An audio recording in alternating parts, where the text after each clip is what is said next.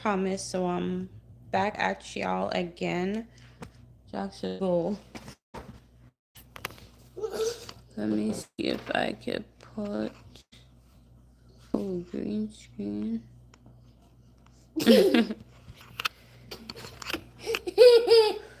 Stop.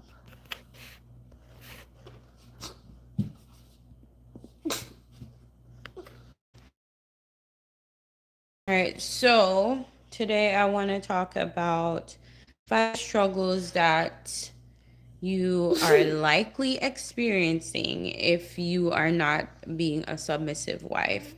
And if y'all know, you know, but I'm talking to the Christian women because submission is already such a hard topic to talk about or to accept. Your faith in God really needs to be strong, or you need to have that upbringing. Um, Little boy. So we're going to talk about some signs that you may not be a submissive wife. So if your goal is to be the submissive wife, okay, you need to listen up. All right.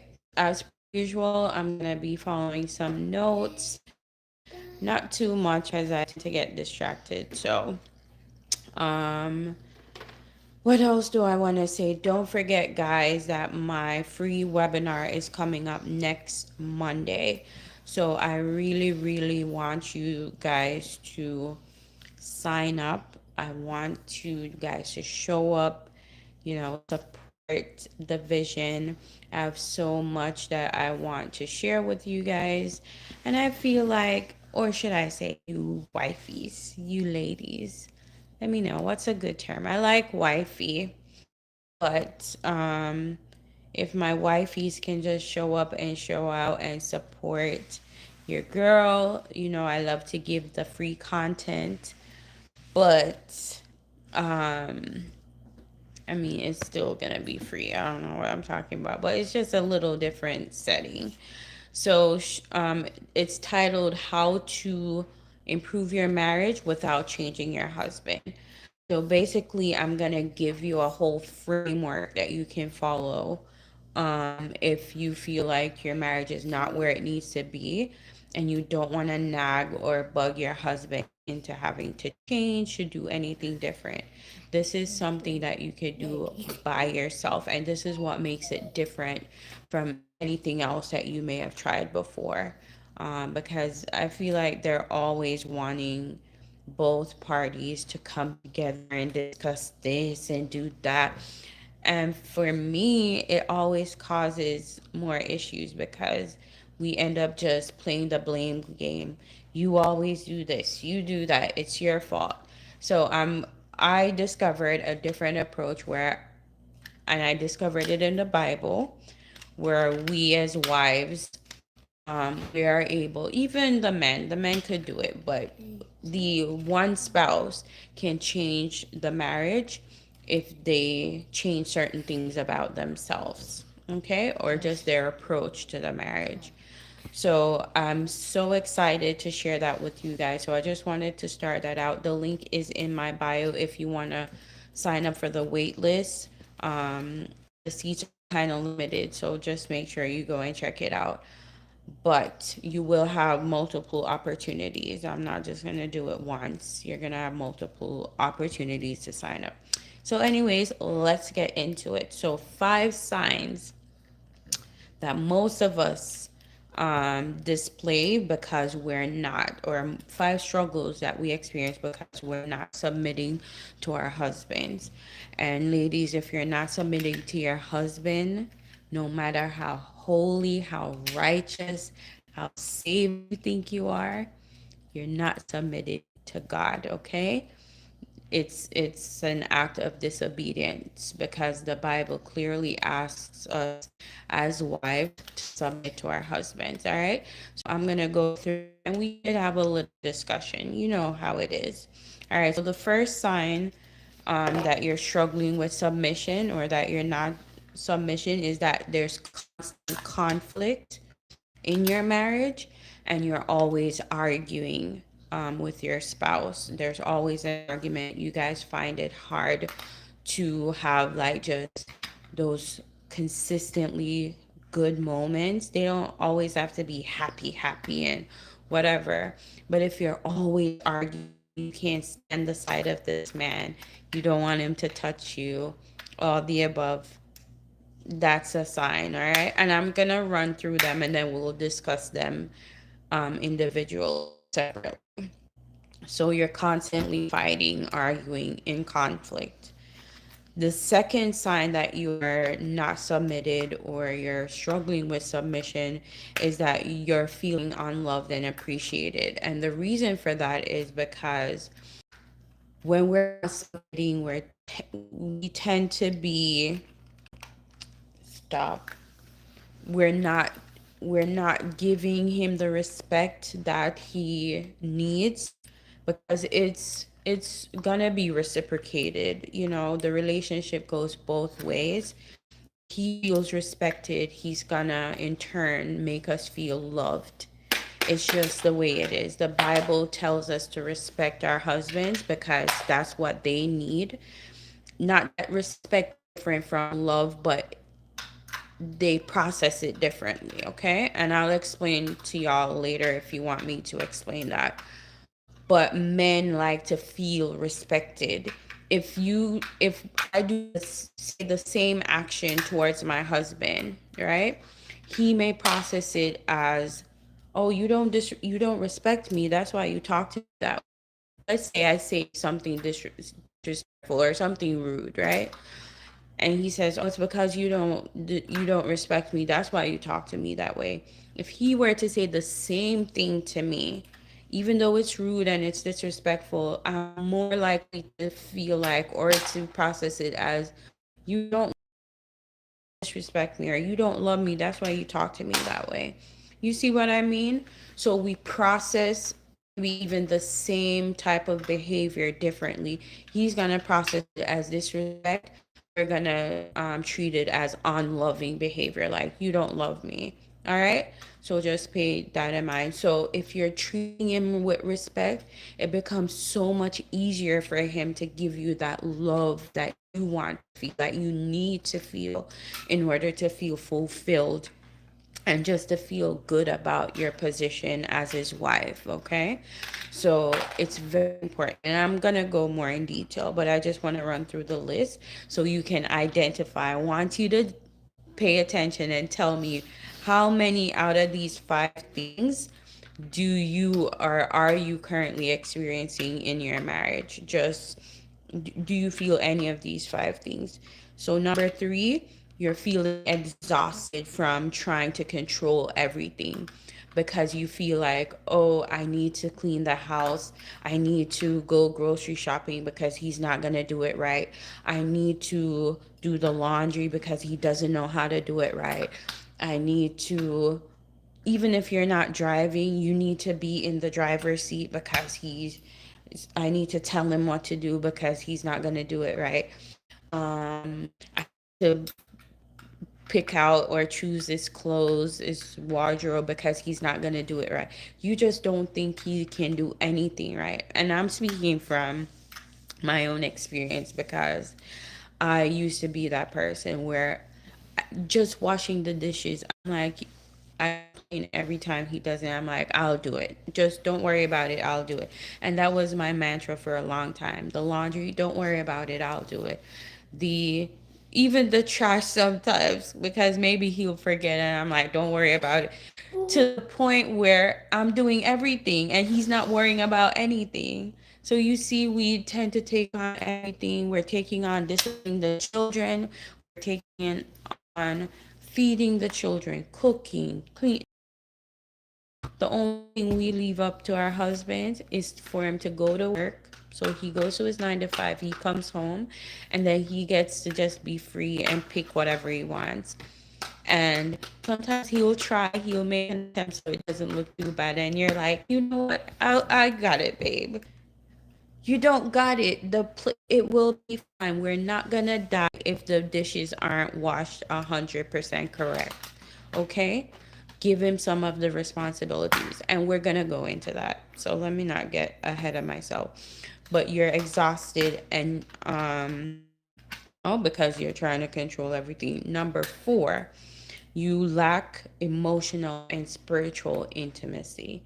Because think about it, if you're not treating him with respect and he's not treating you with love, because it needs to be, reciprocated. Someone needs to be doing something for that cycle to start, because it's a cycle. You give the respect, you get the love. You give the love, you get the respect. It's just, so anyone starts it. That's why I'm saying it doesn't need to be a two for it to start. You don't need to both parties, both spouses. You could do it by yourself, because once you start to treat him with respect, he's gonna naturally, it's like he's gonna fall in love with you all over again. Because he already knows, like, those qualities that he fell in love with, those are always gonna be there. You're smart, you're wise, all these things. You're beautiful. That's not gonna change. The thing that's changing, why he's getting disconnected and why he's separating from you and there's a wall, is because even if there's not overt disrespect, there might be that control, like you're not allowing him to feel like a man. He doesn't feel like he has a place. Like, what do I do? Like, what should I do? What's my purpose here? You're doing everything, you're taking it. So he just needs, you need to allow him to feel like he has a purpose.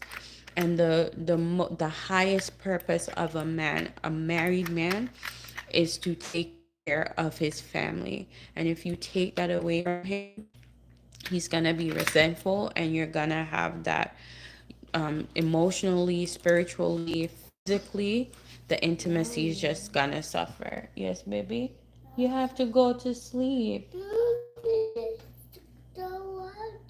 You don't want to?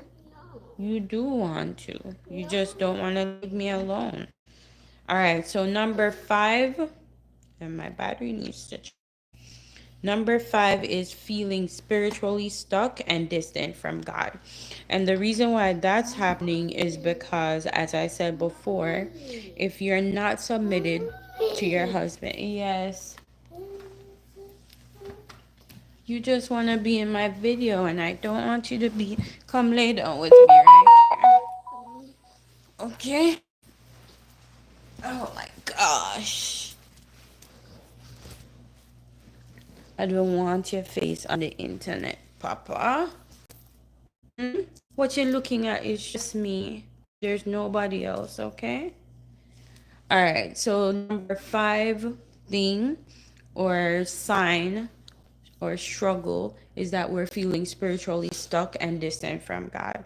And I know you guys, can anyone type in the comments why this is happening? Why do you think, if you're not submitting to your husband as a Christian wife, why would you feel that disconnection from God? Why do you feel distant? And remember that when you feel distant, it's not because God moved. He's not gonna move away from you. So it's you that's moving away. Perfect. That's like the perfect word to sum it up. The disobedience. And spiritually, we know what's going on. We know what we're supposed to do, because majority of us, we read the word, we know the word, but there's a big misconception around the word submission.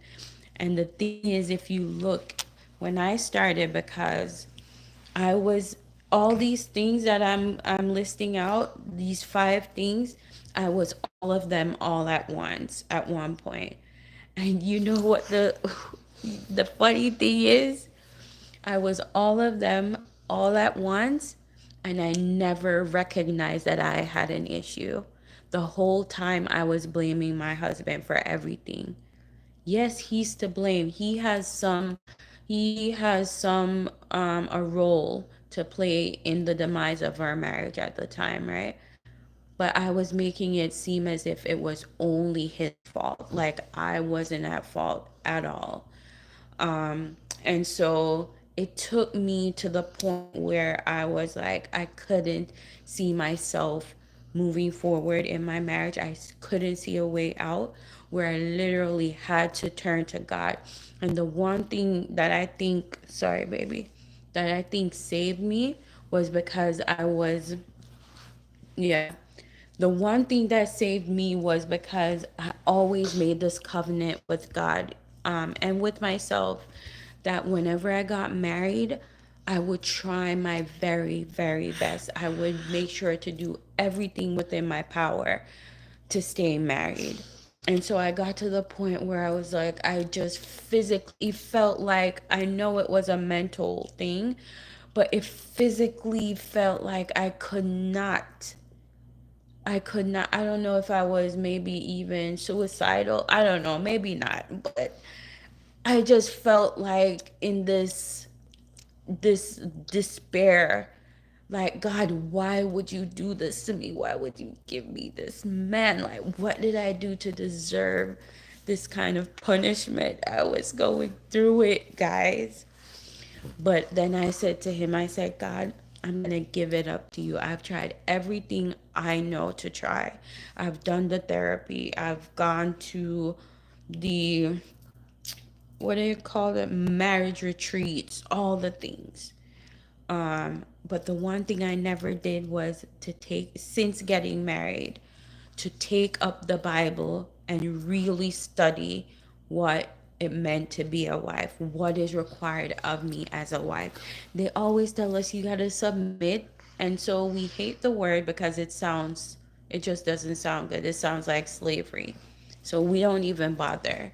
So, anyways, I went and got, it's like the Holy Spirit was talking to me, and the Holy Spirit said, have you seen what my word says you're to do? Have you tried the word?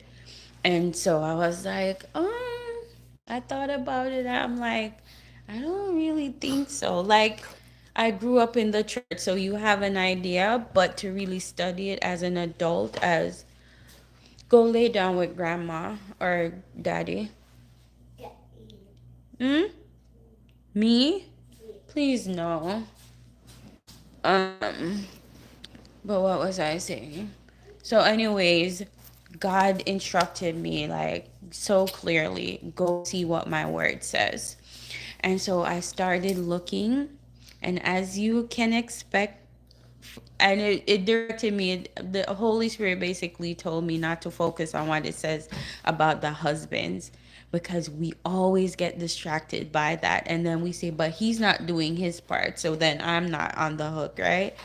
But anyway, so the Holy Spirit told me, do not look at the husbands, okay? Focus on what you are supposed to be doing as a wife. So in reading all the scriptures, and there's so many of them, but they all, and I'm gonna tell you for reference, you could see First Peter 3, Ephesians 5 from 21 down to 33 to the end. Um, Colossians 5, I believe, verse 18 down. So go read those. But majority of the scriptures, when speaking to wives, it says, wives, submit to your husband. Any scripture that starts with wives, like it's talking directly to the wife, it says, submit to your husband. And I'm like, what? So I'm like, what does submission mean? So I had to go pick up the dictionary. What is that? Pick up the dictionary. It's fine. It's okay. Pick up the dictionary, and I'm like, what does submission means? Submission means to allow, to yield. So you have to allow your husband, and it's yielding to his authority. So then I'm like, it started out, and I'm like, okay, this seems okay, you know. But then, sometimes you see videos and all these things online, and they're saying slavery and they'll never submit. And the Holy Spirit just kept revealing to me, look at what I tell the husbands. He never tells the husbands to lead the wife. Never. In Ephesians, up top, when it's talking to the wives, it says, Submit to your husband, to his leadership, because he's the head of the house, or head of the wife. But when it goes down to the husbands, directing to the husband, it literally says, "Love your wife as Christ loves the church, and as you love yourself." Blah blah blah, and she is your equal heir. So it doesn't want the husband to think of himself as leader when thinking about the wife. He says she's your equal heir. That's how you treat her, like your equal partner in marriage. So you see what that means? So if the husband is obedient to the word of God, he's treating you, he's loving you sacrificially. There can be no abuse where there's sacrificial love. There can be no slavery. There can be no dominance. And that's how he submits.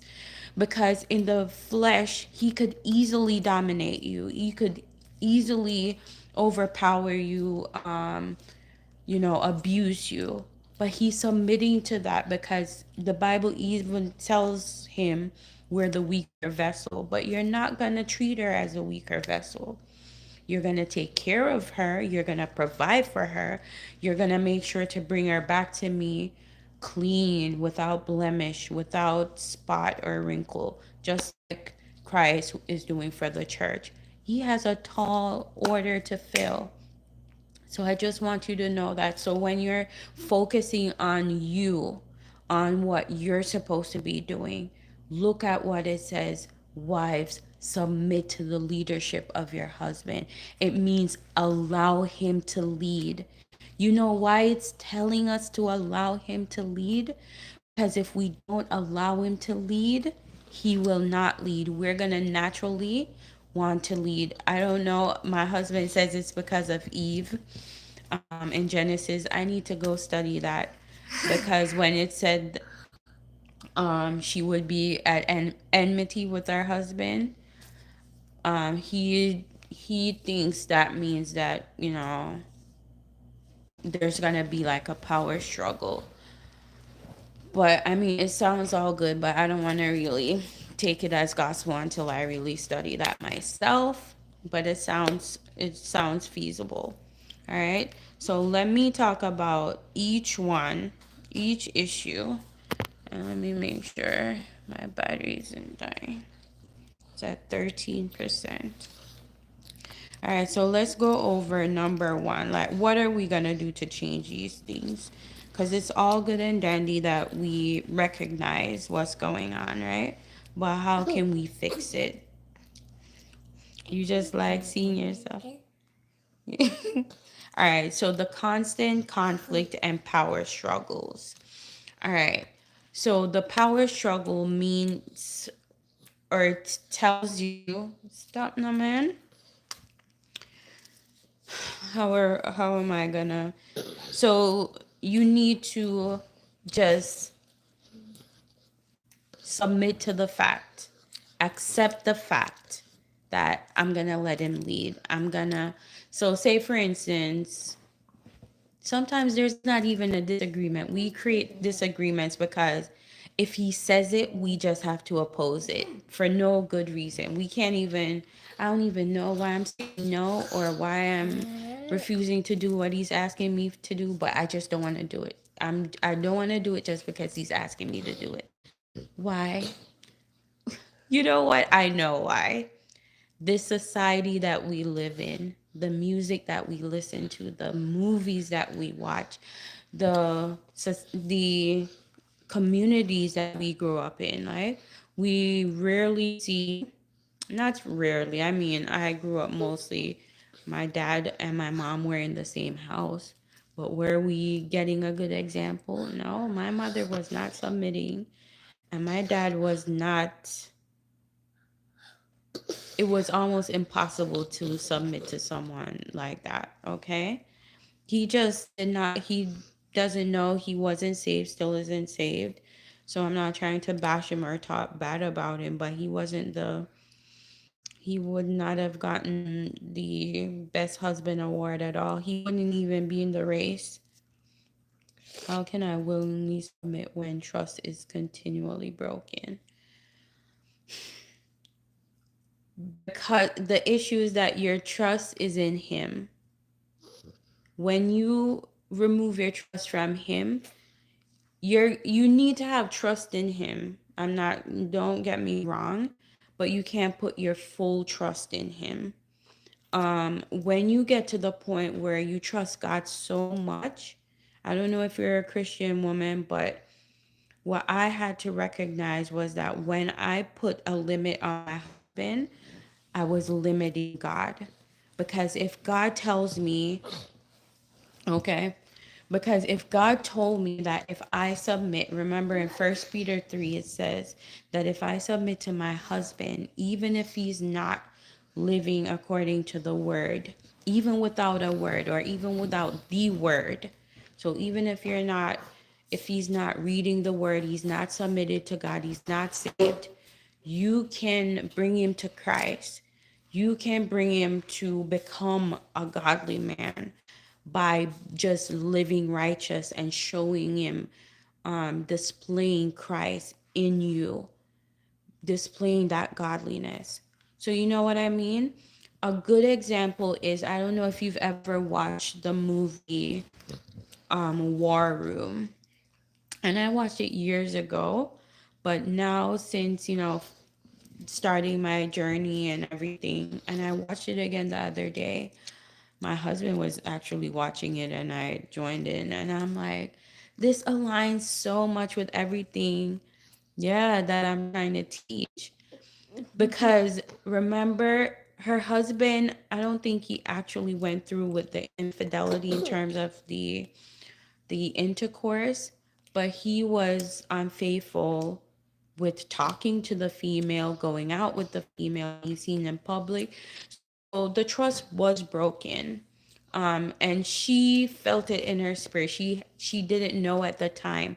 But when she started building up her faith in God, remember, even though she knew, I think her friend had called and said something. Yeah. Her friend called and told her, and she did not say anything to this man. She treated him even better than she was treating him before, when before she knew everything, when the relationship was rocky. She started treating him with this respect, with this reverence. Like, I believe in you, babe. Even when everything was falling apart, she was respectful, she was kind. That's how you have to trust him, because you trust God so much, and you're like, God, you're going to bring it, whatever the issue is, to God, because it sounds to me like you have proof that he broke the trust. He did something that he wasn't supposed to do. So bring that to God and you say, God, I cannot in my flesh, not even in my flesh, but me as a person, I cannot deal with this, right? And you say, I'm leaving it up to you. But when you pray and you say, I'm leaving it up to God, you really have to leave it up to God. You don't go back to your husband and you're kind of like sassy and you have a little attitude, because in the back of your mind, you can't stop thinking about how he cheated on you or he disrespected you in public or whatever he did, right? Um, or he went and spent all your money gambling or something crazy. Don't think about that. You're gonna treat him like he never did. Like, treat him like the man you want him to be. Don't treat him like the fool he is. Treat him like the king you want him to become. And just watch him. I'm telling y'all from my own perspective. My husband is like one of the smartest people I know. But before we really started following God, yeah, try it. I'm telling you, it works like a charm. It worked for me. And every time I've helped my wives, and I tell them, just stop treating him like he deserves to be treated. Instead, treat him the way you want him to become. So treat him like your dream husband. If he were my dream husband, how would I talk to him? How would I dress up for him? How would I show up for him in bed? How would I? And he's gonna start showing up for you. he's gonna be like, I don't know what's going on with this lady. What did I do to deserve this? But I need to return the favor. You know? He would have to be really self centered and narcissistic to not is thrown out, like, because a lot of times we're both dealing with narcissism. Like, he may be narcissistic, but you may be too, right? So I don't like to do that because a lot of us, we have narcissistic tendencies, or but we may not have all of them to make us a narcissist. I don't like when people say, everyone now is saying, oh, my ex or my spouse is a narcissist. And I'm like, oh my gosh. But anyway, I digress. So, what was I saying? Yeah, so start treating him like the husband you want him to become, and he's gonna transform. I'm telling you, my husband was like so rough around the edges, like great potential, potential, smart, all the things, very well in terms of finances. You would think my husband had like has it all together when it comes on to that. But relationship wise, like knowing what to say, how to act, how to treat. And I know he loves me down, but he was so rough. He would, I'm gonna give y'all a joke. I don't even know if no, I'm not gonna do it. I'm not gonna do it to my husband. What he did, no, I'm gonna do it. It's not, it's crazy, but it's not too bad. But it's so funny to me. So this is before we really started following Christ, right? My husband, I think I went somewhere, maybe to the store or something, right? Um, and this guy that I don't know, someone gave me a did he? I think the guy gave me a lift. It was a Range Rover, but it was the one and only time and I told my husband. I don't even know if he was my husband at the time or just my boyfriend, but I told him. And I want to say a few I don't know, but later down, like few days, few weeks or whatever, someone sends me a clip in my phone. I don't know if someone sends it, but it's in my phone and it says chilling in the range, but you can't open it. It's like a video, but it wouldn't open. So I don't know what's on the video. It's never opened up. My husband sees this thing in my phone and he's like, starts like, so you're chilling in the range. What is it? And he like starts, it must have been that range when you got the ride in the range. I'm like, is this guy really for real? So that's the kind of crazy I'm talking about. Like just so distrustful. And in my mind, I always told myself that when someone cannot trust you, like when they constantly accuse you of something, it's because they're guilty of something, right? They're busy doing something, so they can't fathom that they can't be faithful while they can't be unfaithful and you're faithful, because they can't be the weaker link, right? So but that's just a funny story. That's how we came from. So, and he was so serious. And I was like, I was even more serious. Like, are you kidding me? You don't know what's on the video. You don't know what it is. I don't know what it is. It's never opened up. And you're going to accuse me of chilling in range and cheating because I told you someone in a Range Rover gave me a ride. But this is what we deal with as women, okay? But anyways, that's when they're the fools, okay? We're not going to treat them like that kind of fool. We have to start treating them with respect, even when you feel like they don't deserve it, especially when you, because if they deserve it, more than likely you're not going to have an issue treating them with respect. If you feel like they deserve it, it's because you feel so loved. They're doing their part in terms of treating you with love, treating you with honor. And these men don't even know. No matter how saved you say you are, how much you're praying, what you're doing, the Bible literally says that his prayers will be hindered if he's not honoring you. So you see him trying and struggling, just can't make ends meet no matter what. It's because he's not treating you the way God desires, or the way God commanded or asked him to treat you. So we have to help him get out of that, because if we want him to be the king, if we want him to be providing for us and giving us the best life, his prayers need to be reaching to God. They can't be hitting the ceiling and coming back. You know what I mean? So let's help him help us, right? And remember, we are supposed to be their helper. I know you feel like I am more equipped to lead.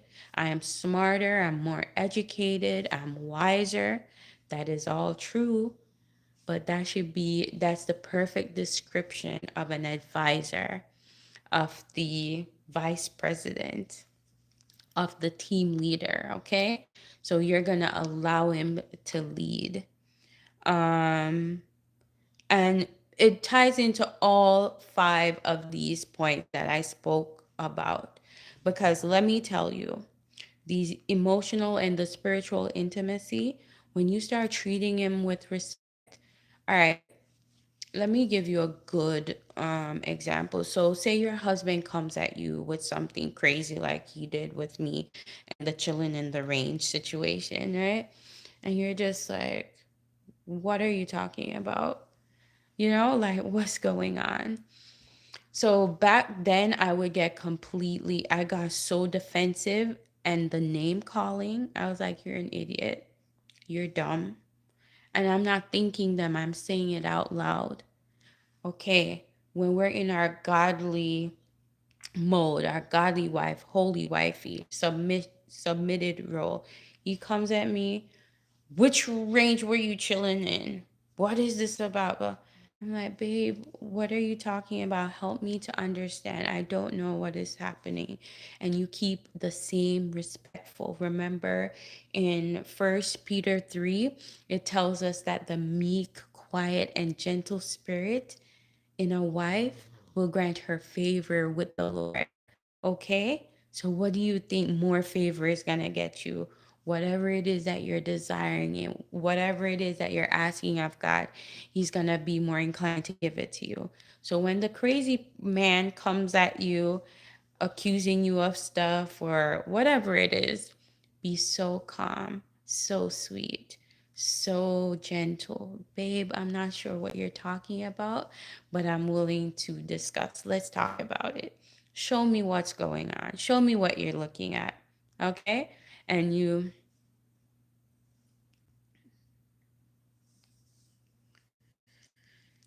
that does sound crazy and exhausting. But you know what?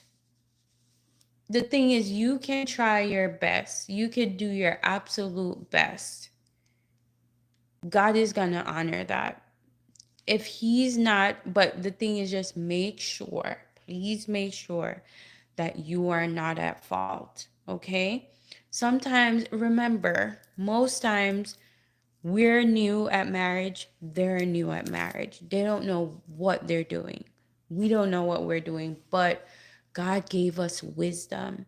And then our femininity, if we're able to walk in our feminine and to become, that submissive, allowing him to walk in his masculine, just allow him, it solves so many different issues. It solves so many different issues. But just make sure that when he comes at you crazy, because that's the thing that messed me up. My husband was the one that came with the crazy stuff, the accusations, or he just had this thing, right? But my responses, My responses were not like, the Bible says, a soft answer turneth away wrath. My responses weren't soft. So instead of turning away the wrath, I was turning it up because I brought it. I brought the wrath. He brought wrath. I brought wrath 2.0, right? I was escalating it because I was so angry. Mine aren't soft, yeah. Even when, because then I would always say, if you hadn't come at me, if you didn't say this, if you weren't so angry, I wouldn't need to defend myself. I wouldn't need to whatever. Which is true. Yeah. I mean, it's natural for us because we grow up thinking as women, as wives, we need to be hard. We need to be tough. We need to show them that they can't walk over us. But actually, our strength lies in our softness. I want y'all the next, provoke him even. Say something to get him upset just to prove the point. And when he comes at you, just be so soft and be like, babe, I'm so sorry. I don't even know where that came from. I don't know what I said that, but I'm so sorry. What do you want me to do? You know? Just literally shut it down with some softness and see how he reacts. Even if he continues for a little bit, just do not match his energy. No matter what. Tell yourself, no matter what he says, no matter unless he touches you, we're not gonna do that. But no matter what he says, no matter what he does, I'm gonna keep the softness. It's gonna be hard the first couple times. You know what I did to prepare myself? Like to be soft with my husband. I started like asking him his opinion on everything. I wanted his input. I wanted him to feel confident. I wanted him to feel wanted, cuz a lot of times that's what they're struggling with. They're struggling for control. They feel like you're in control of everything. They don't get to they don't get to decide anything.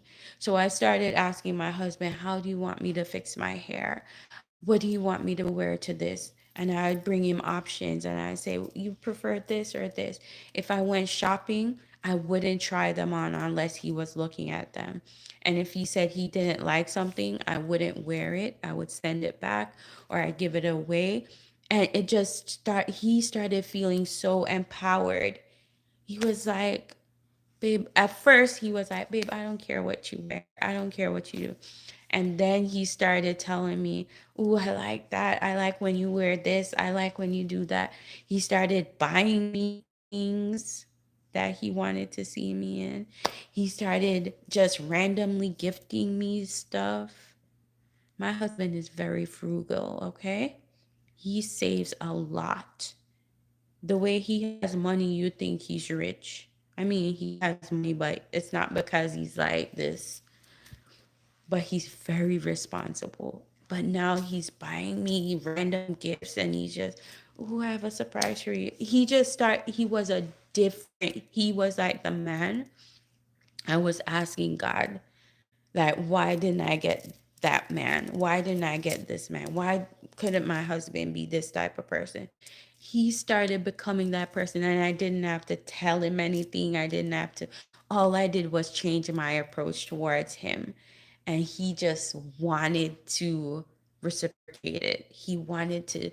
And he started asking me stuff like, "What can I do to make your day better, babe?" Especially if he felt like I was having a hard day at work or with the kids.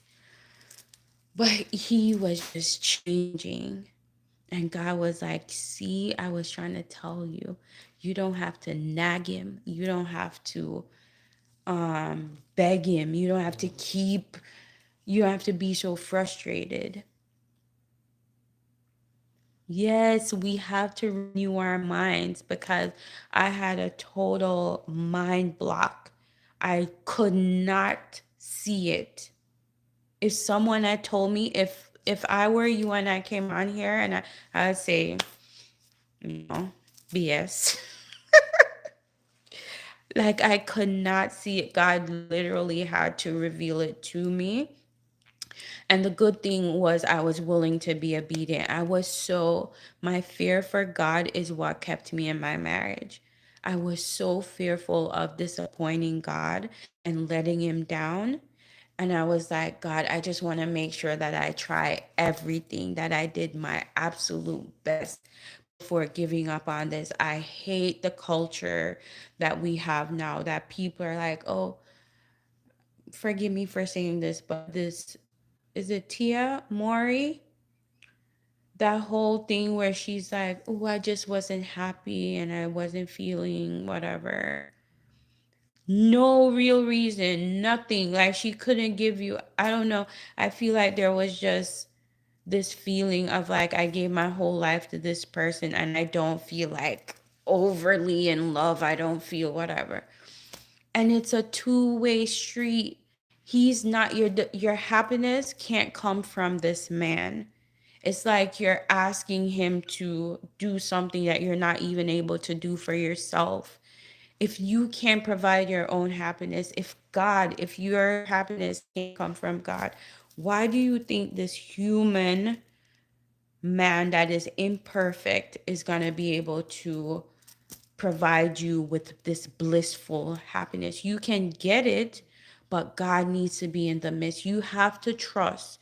You have to trust that the plans that God has for you, you can't even discern it. You can't understand it. It's beyond your understanding. But I trust God. I know the power that my God has. I know how powerful my God is. He's miraculous. And if he tells me by submitting to my husband, I'm going to be fulfilled and I'm going to have favor, extra favor. And then also my relationship with God is going to grow because now I'm like, yeah, I'm good with God because I'm doing all the things he's telling me to do. You cannot be over here saying, "Oh, I'm saved and I'm this and I'm cutting off this, I don't do this." But when it comes on to your husband, you come home, you disrespect him, you talk down to him, you belittle him, you make him feel like he's nothing, all because what? Maybe you're more educated, maybe you have more money, you make more money, maybe because you're pretty, he's maybe not as handsome. I don't know. But why do we?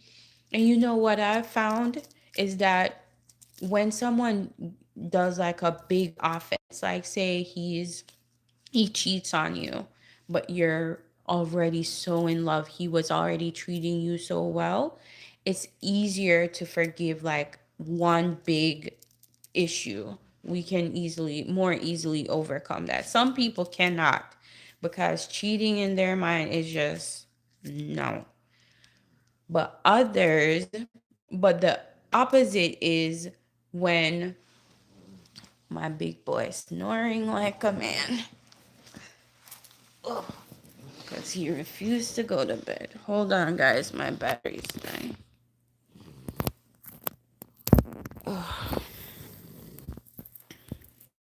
So the other thing, and this I feel like is the most detrimental, is when we have small offenses that over the years they build up, and we build this wall brick by brick with these little bricks. He said something disrespectful in front of some people. You never discuss it. You never told him how you feel. You just, that's a brick, you just put it down, built your wall. He he insulted my intelligence at one time. That's another brick. I put it up there. Until if he went and cheat, you wouldn't even care. You probably wouldn't care. Like, what? It is what it is. Because you're emotionally disconnected. Because over time, you built up this wall where he couldn't touch you. There was no intimacy. He couldn't. And if the men aren't getting the respect and the sex, even if they're getting the respect, if they're not getting the sex, they're still not going to be fulfilled. I don't know what it is with the sex, but the men need it. it's a biological thing, okay?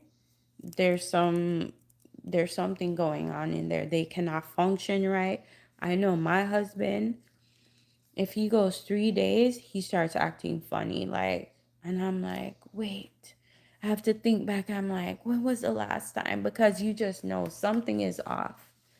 He's not overly mean, but he's just maybe moody or kind of to himself.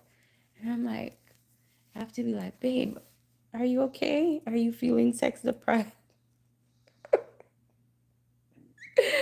He'll be honest with me and he'll tell me. But almost all the time, if I see my husband getting too moody, I know it may have been a while before he got some. So they need the sex and they need the respect. All right? So if you want to change some things, if you want him to start becoming softer, I want you tell me what y'all, if you're on here, tell me what you wear to bed at night because that needs to change. If you don't have some nice little, it doesn't have to be lingerie sexy, but something that's feminine, you know?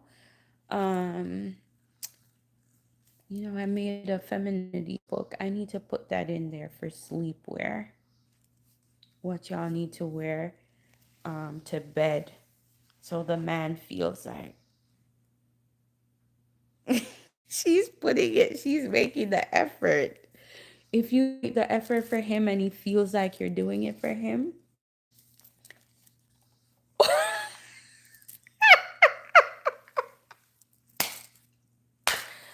that's a no. Absolutely no. He's asleep and I get in from work. You wear nothing. If you wear nothing, that's good. I'll change it tonight. You better, girl. You better. Go on to Amazon or I love Temu, guys. Sometimes it's a hit or miss, but I just read the reviews. I love the cheapy cheapy. But get you some nice, cute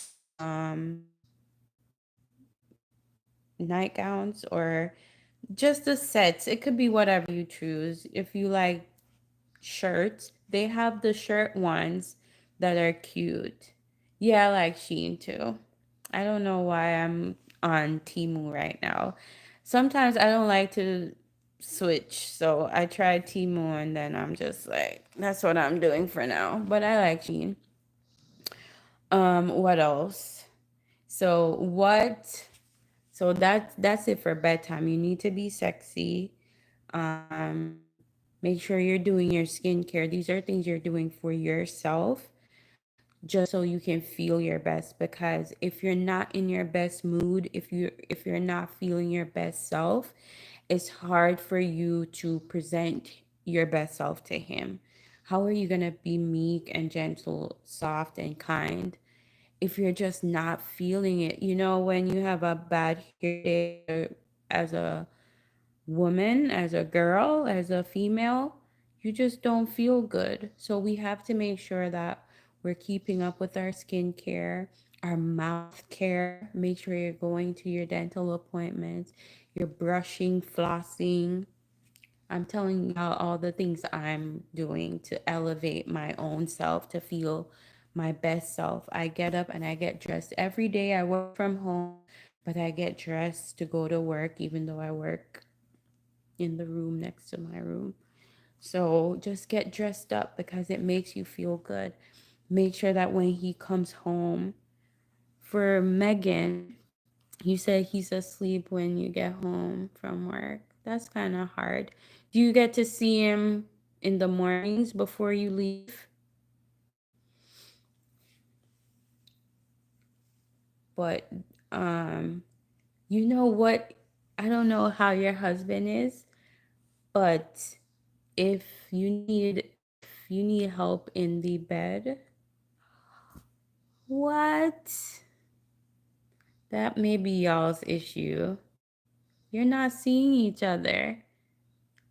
How many days of the week do you guys work? Hi, Tony. How are you? You are kind of late. Well, it feels like I've been on here for 2 hours, but it's only been 55 minutes. um, but Megan, 5 days a week. Oh, so y'all do. So you have 2 days off. Do y'all do the same job? Sounds like the same job. But if you're up to it, if you can manage it, I want you to surprise him. Maybe a couple nights out of the week. So those 5 days that you're working, oh, same office. At least y'all have different shifts, because I don't know if I could be the same office. No, we'll probably love it. Me and my husband would probably love that. That's my BFF. But anyways, so maybe 2 days out of the week, 2 to 3 days, because I know it's hard. You're gonna be tired. I'm gonna say 1 to 2 days, 2 nights. When you get home and he's sleeping, but he leaves at 3. Oh my God, that's so hard. I was gonna be like, just get in the bed and initiate some sexy time. I feel like that would really help him. He would feel so good if he did that. I know my husband would, and from what I've seen, all the husbands are the same. They love the sex and they love the respect. So, how are you guys? Like, what are you arguing about? Yeah, try it. Are you when you go home tonight? Try it since you're motivated. I want you to try it, and I'll try to come back on tomorrow's my birthday, guys. Can y'all believe that? I'm here chilling with y'all. I should be fixing my hair, but I'm working, so it doesn't matter. Um, but go home and do the sexy time. That's what the guys want. That's what the men need. Give them the respect. Thank you. It's probably, let me see if it's my birthday yet. No. Is it 11 or 12? Thanks, guys. I'm going to be 39. I shouldn't have said that because I kind of want to leave this video up. But I'm getting old. 41 minutes. Yay. But when I'm 40, I'm going to do something really nice and big. 21 plus shipping and handling. I love that. I've never heard that. That's so funny. But what was I saying, Megan? So yeah, go give hubby the sexy time. And then guys, whenever you can wear whatever you want when hubby isn't in the house, but when you know he's coming out home, thank you, Tony. Go get dressed up. Okay? You don't have to I try to put on a little makeup, but you don't have to do all that. Just make sure, your skin is moisturized. You have on something preferably sexy. You want to be as eye candy, okay? Nothing outside should be able to move him, because everything he wants, everything he needs is at home. When he comes home, he's like, yes, the house should be clean. His wife should be sexy. The food, especially if you're a work at home mom, or if a working wife, this doesn't necessarily apply, but it can if you can make it work. But just try. As long as he sees the effort and you're like, babe, did you like that I did this? So he's kind of on, because if you don't point it out, the guys, some of them are slow. Be like, did you like how I did this for you? And let him know that you're putting out the effort just for him. Like, he's so special, and I want you to feel special, babe. Tell me what you want me to do. Just make them feel good, feel special, and they're not hard. They're not hard. I think what's hard is for us to reframe our mindset from what we were taught as women. We were taught how to lead, how to be strong, how to pick up the slack, when someone, especially if you're a black woman, nothing to the other women. I feel like women in general are just cannot be matched when compared to men. And I feel like that is why, I don't know why, but that is why God had to tell us to let him lead, because otherwise we're taking control. Oh, you don't want to do it? You want to slack off? You can't handle it? It's too hard? Too easy. Say no more. Yeah. We're going to get it done. We're going to handle our business. But you know what? We're going to be exhausted. We're going to be frustrated. We're going to be resentful. So even though we're getting stuff done, we're wrecking ourselves. And that's not what God wants for us. God didn't give us femininity just because. God, like, we're so special to God.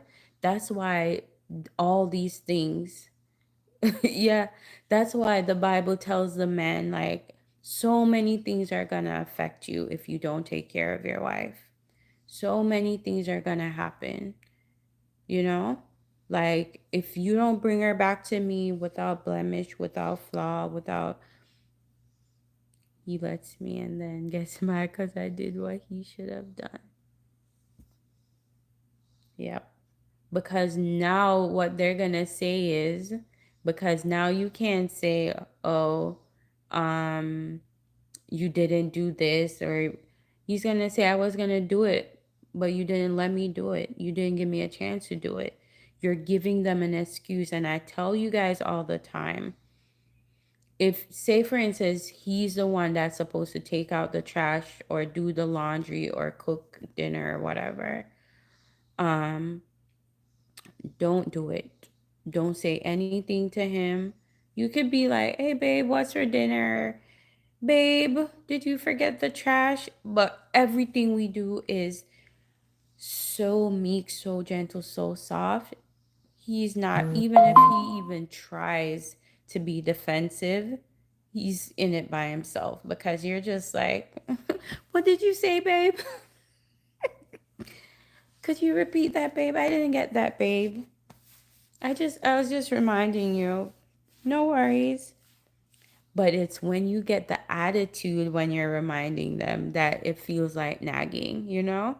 So just let it be like, oh, I'm just being your little helper. I'm just being your little, you know, what do you call it? Calendar. I'm just reminding you lovingly. Don't pull the bag out of the can and tie it. That is annoying. Here comes the man. Who does that? The men or the women? Don't pull the bag out of the can and tie it. Why wouldn't you tie it? I think he's trolling us. But anyways, but you're supposed to tie it. You see, that's why the women want to do the things, because y'all don't know how to do things right. But no matter what, even when they say things like this, guys, don't let them bait you into doing what they're supposed to be doing. Okay? Leave it. If the trash piles up this high and the flies and everything, just leave it. Be like, and be your happy self. I don't want you to give him the silent treatment, or be, just pretend like you don't even see it. If he brings it up, I'm like, no, babe, I thought that was your job. I was just waiting for you to do it. Do you want me to do it next time? If you want me to do it next time. And he's going to say, no, that's fine. Because he knows it's his job. But just don't argue with him. Don't give him a reason to be mad at you. Forget about the OCD. Put it outside if you need to, but do not take it out. Don't take it out. I'm too much of a girl. I'm too much of a lady to take the trash out. I'm too much of a lady. I'm too feminine to bring the groceries from the car. Babe, could you get the groceries from me? You can only do these things if you're giving him the sex and you're giving him the respect, okay? When you're doing those two things, you can do all the other things I'm telling you to do. You're not changing light bulbs. You're not climbing all up to do anything. You're not mowing the grass. You can do it. We know we can do it. We know we're capable. We know we can get it done. We don't have to prove it to him. Don't let him know you know how to do it. I don't know how to do that. I've never mowed a lawn in my life. I don't know how to take the trash out. How do I take the trash out? Attempt to take it out and just spill the whole thing, and you'll be like, don't touch this trash again. Oh, babe, I was just trying to help you, but I'm just so bad at taking the. I'm a lady. That's what we need to go back to being feminine and stop trying to be masculine and compete with the men and prove something. We're not proving anything. If you do it, he's gonna let you. Majority of the time, the men will let you, and then they're gonna, what's the word? Um, why can't I think? Sometimes I get really bad pregnancy brain. I'm not pregnant. This is my last, but it never goes away. Femininity is very important for women. It's powerful. Women don't even understand. I didn't understand. God had to reveal all of this to me. Femininity lines up with submission, and that's why the Bible tells us. And I was looking at Sarah. You know how Sarah refers to Abraham as Lord. And the Bible tells us, oh, that's how it's not necessarily saying you should go around calling your husband Lord. It's just saying you need to have that kind of reverence towards him. Like, you know how you treat your pastor or your supervisor or just whoever is above you, treat him that way. Give him that level of respect. When he comes in, you're like, babe, how was your day? Do you want me to get anything for you? Do you understand? If you want to motivate a man to do something for you, that is it. Just treat him like a king. He's gonna start treating you like a queen. They're competitive by nature. So if you went and did something nice, he's gonna be like, how do I top that? How can I how can I be better than, do it better than she did? Yeah, exactly. That's what I'm saying. It's the same kind of reverence, the same kind of respect. And you think that a lot of times we're going to say as wives that he doesn't deserve it. He doesn't deserve to be treated that way. He's not submitted to God. He's not a good leader. He's not financially literate. And we find all the excuses, but it doesn't matter. There is no condition. There are no conditions on the instructions given to us. All right. So when the Bible said submit to your husband as a leader, there were no conditions. It didn't say only if he submits to me, only if he is a good husband, only if he is a wise husband, only if he is a godly man. It literally tells us even if he's not godly, even if he's not saved, even if he's not submitted to Christ, right?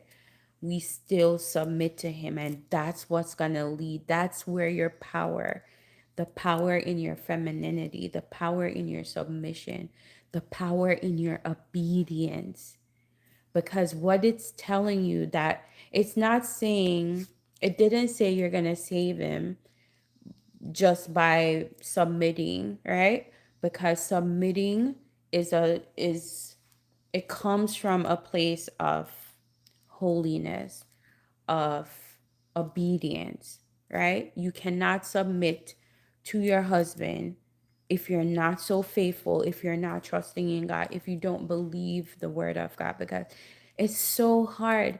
The world is telling us if you submit, you're weak. If you submit, you're a slave. If you submit, you're getting walked over.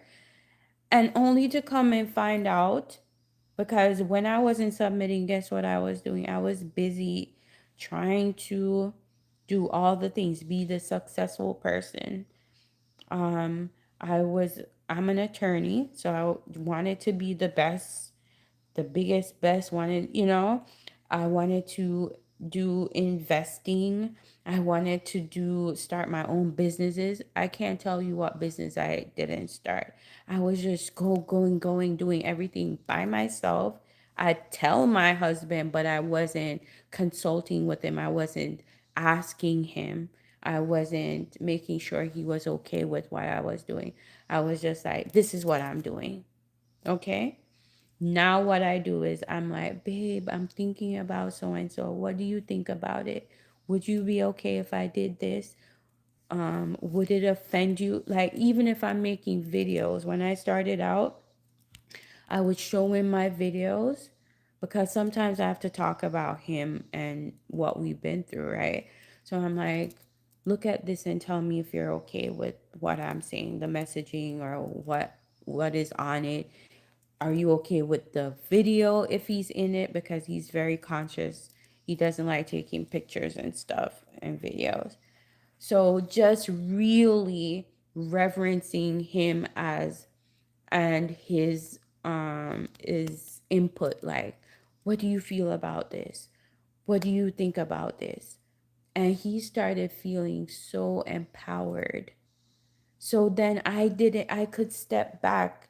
When I was stepping back, he began to step forward. I started to move out of his way. And that's what submitting is. You're yielding. Remember, the yield sign is like you're allowing him to go. You're allowing him to lead. You're allowing him to develop because he's thinking, oh my God, I know how wise, I know how smart, I know how capable my wife is. And if she trusts me to lead her, then I can do anything. He's gonna become a leader at church. He's gonna become a leader at work. He's gonna be, he filed for divorce and now he's saying he doesn't want it for the third time in a year. He has done this. How can I submit to instability? I trust in God. I don't trust him.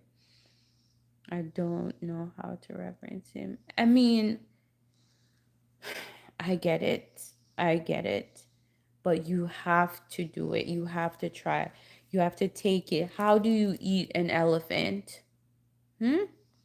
A little bit at a time. Don't think that it's gonna come all at once, that you're just gonna make it up in your mind tonight. Oh, I'm gonna submit to him, I'm gonna reverence him, and it's gonna happen overnight. You're gonna wake up tomorrow and he just become the best wife. No, it's not gonna happen that way. You have to work on a little bit at a time. What can I do today? Take every day a day at a time. What can I do today to make me a better wife? Don't even focus on him. It's not, if you become a better wife, and that's what I'm trying to tell you guys.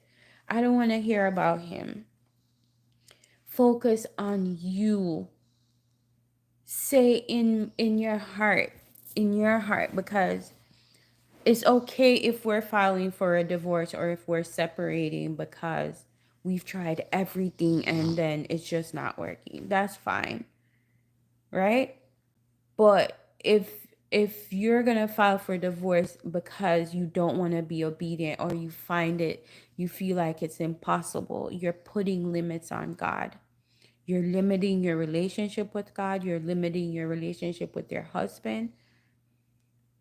It's about you being able to say, I don't trust this man at all. I don't think he's capable of anything that I need him to do. But I trust in the power of my God. Stay fit. Done. Done. We're fit. It has nothing to do with that. Fit people still get divorced. Rich people still get divorced. Educated people still get divorced.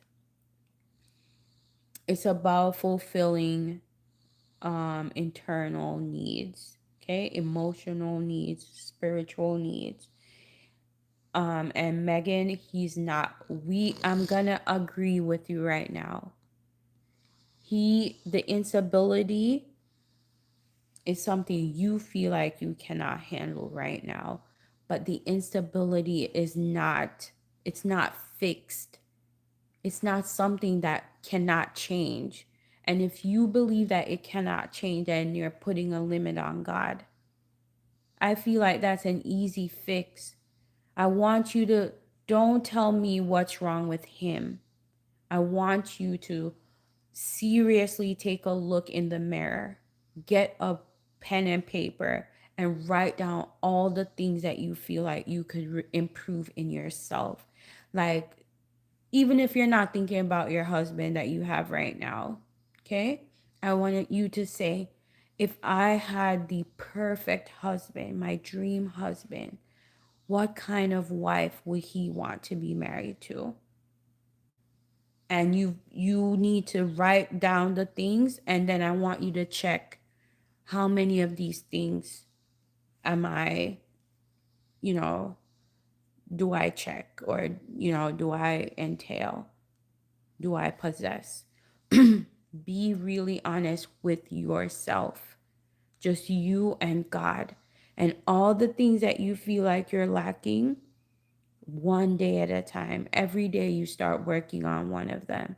And as you say your communication, I'm not good at communicating meekly, gently, politely, respectfully. That's the first thing I want you to tackle. Don't look at the lists until you think, oh, I got a good handle on my communication with him. You're not communicating with him based on how he's communicating with you.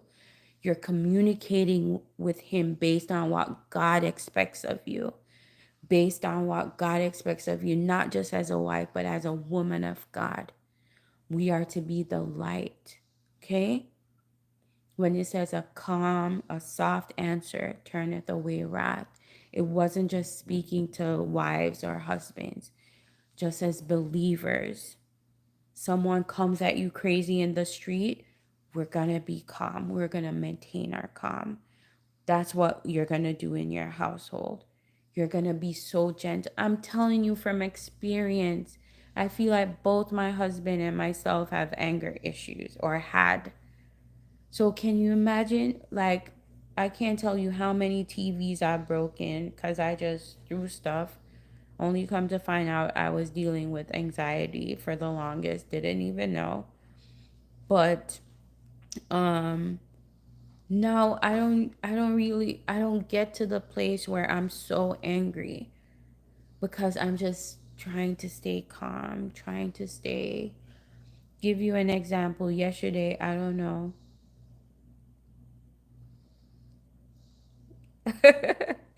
No problem. I'll see you again next time, Don. Good to have you.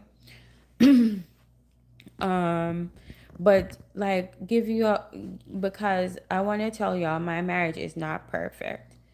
But what we've got is that we understand now how to handle conflicts when they arise, right? Not that we're not gonna have issues that come up and conflicts that come up. So yesterday my husband was, we're driving the kids, all of us except for my mom. So that's five of us in the car, the three kids in the back, and we're in the front. And my husband is, he's a federal worker, right? So they're cutting jobs. So he's like kind of on edge, I guess. I don't know. But we were talking about that briefly. But then we stopped, and oh, he made a sudden stop. Like he just hit the brake because he thought he was going past something. But because I'm kind of anxious because my kids are sitting in the back, because we have the 7-seater and they're in the extreme back, the two bigger girls, or bigger kids. And I'm like, babe, remember not to hit the brake too hard so that someone doesn't run into the back. And he got so upset. He was like, why do you keep talking about accidents? Why do you keep talking about accidents? You want us to get into an accident? And I'm like, no, why would you even? say that? Why would you even imply that?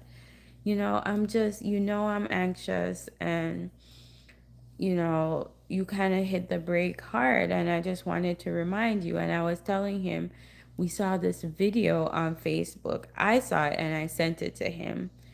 Not because I thought he was a bad driver, but it was just a horrible accident. Like, they're like in bumper to bumper traffic, I want to say. And there's like this truck, and then this little car, and then a truck behind them. So the car is sandwiched between these two big box trucks, right? And then I don't know what happened, but this truck, like suddenly stopped. And the car, I feel like the car stopped reasonably. But this guy, he's just coming in like, and he literally crushes the car in front of him. And I'm like, oh my gosh. And I'm like, this is so. But I'm always telling my husband that, I don't like hitting the brakes too hard. One, because when we moved to Florida, like within the first week, someone ran into the back of our truck, and the girls were in the back, the back of the car. Luckily they didn't get hurt, but all of that is just keeping me on edge, right? With my anxiety and everything. So I was like, babe, just remember not to. And he just blows up. But I was just like, I don't get it. Like, I would not expect that you would blow up at me just because I said that how I feel about all this and my anxiety and everything. And he was just going in, and I'm like, you know what? I'm gonna put a pin in it because it sounds like it's gonna escalate, and I don't want it to escalate. So I actually had my headphones on, so I was listening to something on my phone. It was a live video actually. So I told him I'm gonna just go back to listening to my thing to give him time, and we went to the store. And I'm trying not to be silent or to make him feel like I'm upset or anything. I'm trying hard to not give him the silent treatment, to just talk to him and everything. But he looks like he's having an issue because we have two carts, and he's just going about his business, and I have the kids in the one cart, and I'm like, do you want me to do anything? You want me to help? You want me to get anything? Right?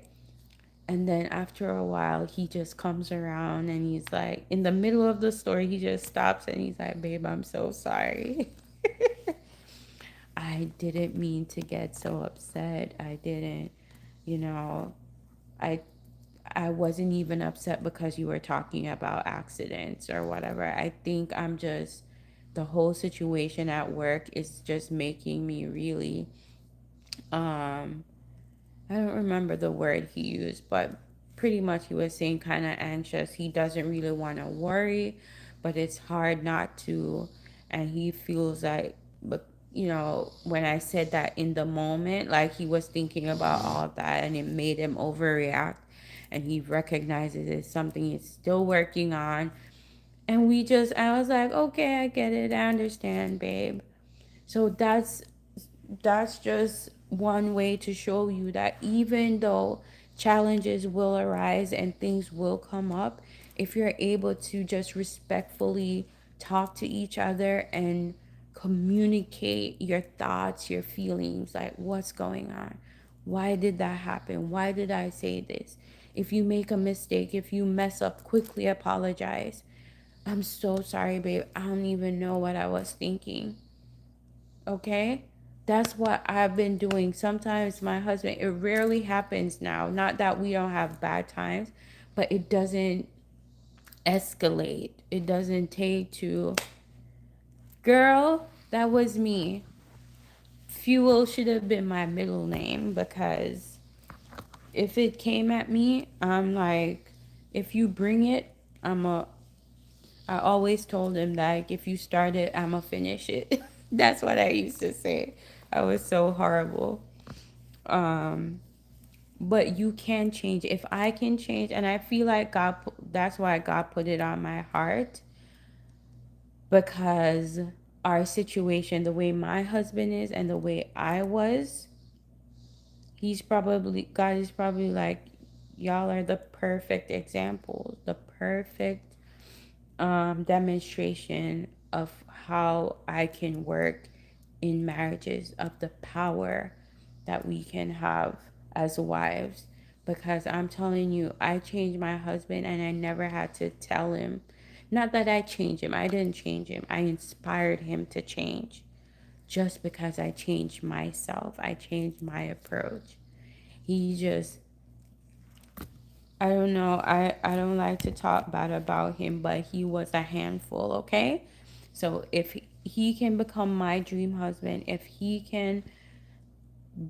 I could get to the point where I cannot see myself living without my husband or not being married to him, you can too.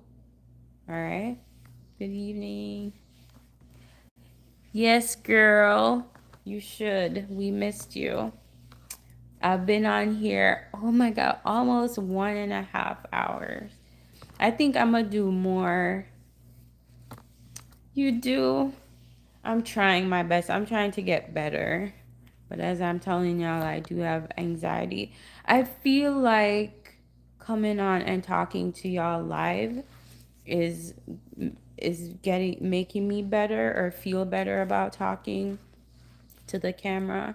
So I'm gonna try to do more of those videos. I'm gonna try to come on more often. What times or which days do y'all think are the best times?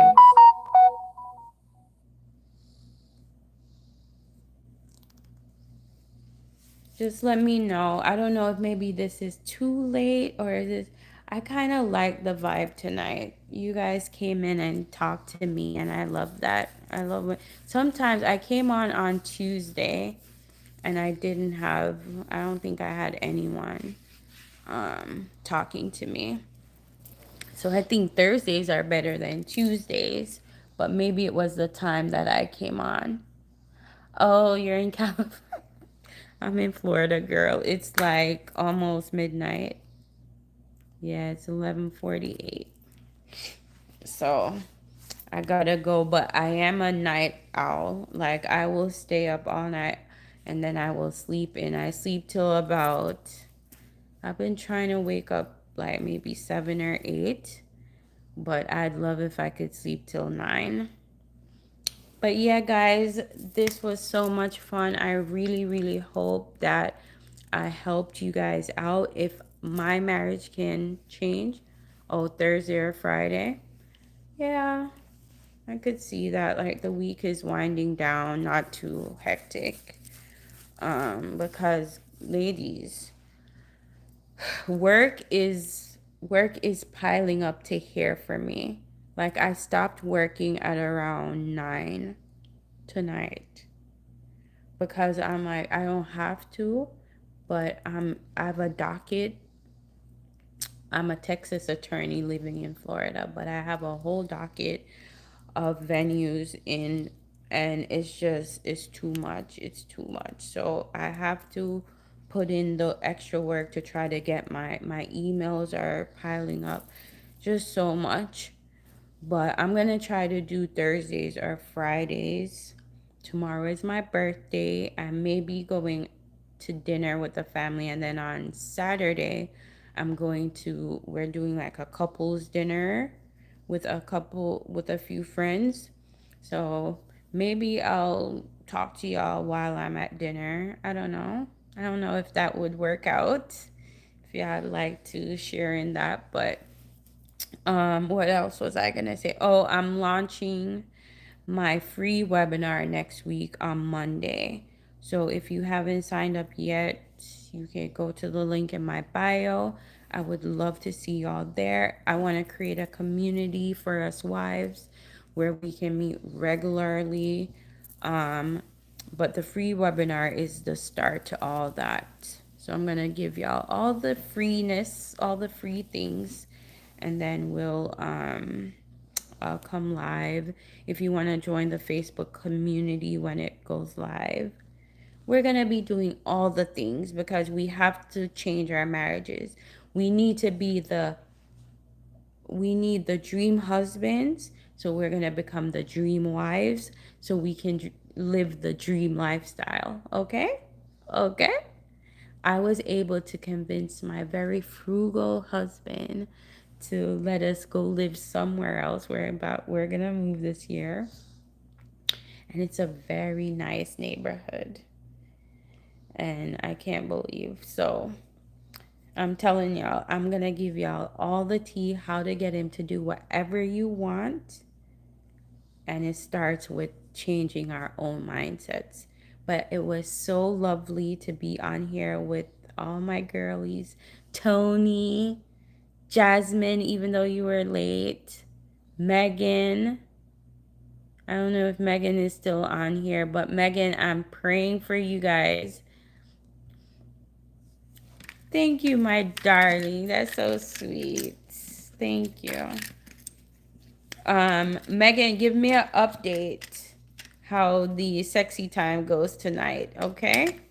All right, guys. I love you so much, and I'll see you maybe tomorrow. You know what? I'm gonna come live when I'm getting ready to go to dinner tomorrow night. So maybe around, I don't know when, but y'all can watch the replay. Love y'all. Good night.